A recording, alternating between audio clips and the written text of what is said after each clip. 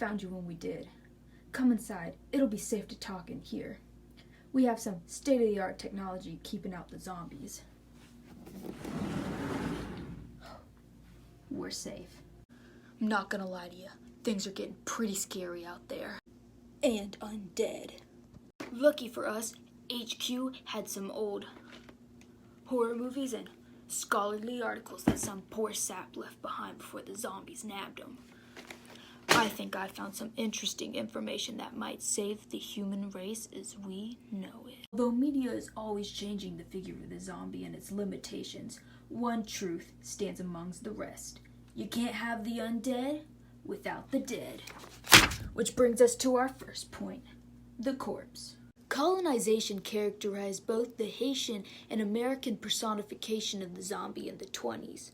For the Haitians, it was the fear of going back to objecthood and slavery, like during times of colonial strife. And for the Americans, it was the anxiety of these role reversals, coupled with both sexism and even more racism.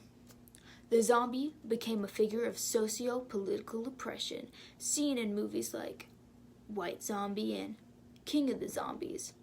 And leading up to the early 70s, the zombie became a rhetoric figure for problems with the Red Scare, Nazis, bombs, and the Vietnam War.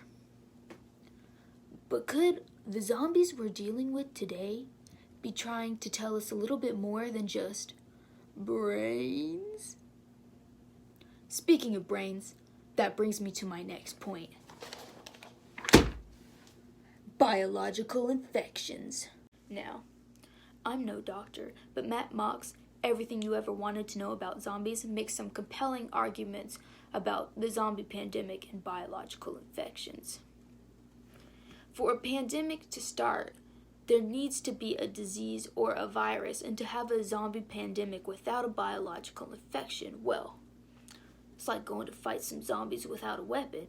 That just don't make sense, now do it?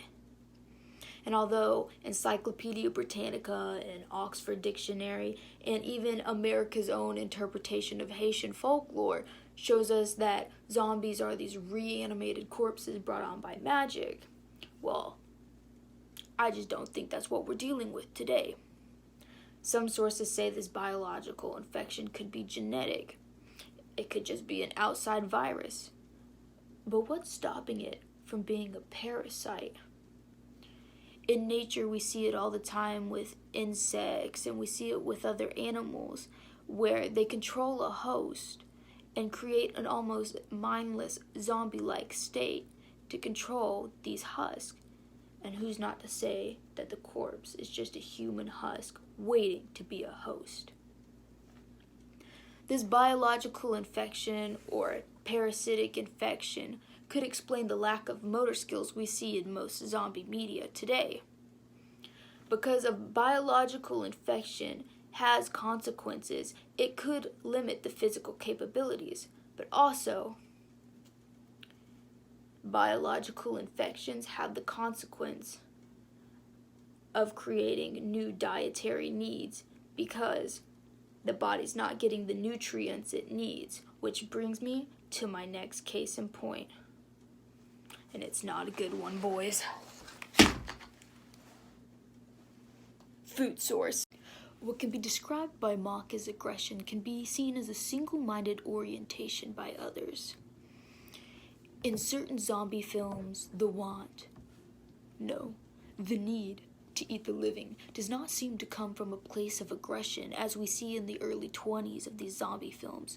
These zombies aren't angry, but they do contain a tunnel-like drive to finish their goal, whether that goal be a food source or napping the new hottie on the island. I'm talking about you, Madeline. This mindset can relate to the saying, you don't bite the hand that feeds you, and you sure as hell don't bite the hand that brings you back from the dead. But I believe that this tunnel-like vision towards a goal or a food source, as we'll see in works like Romero's and Boyle's, for flesh, is brought on by a deficiency that Mock mentions, as I have, a biological infection. And the need for these nutrients that can be supplemented within human flesh, we're talking vitamins, we're talking protein, the whole 9 yards, is what drives these zombies to be as they are.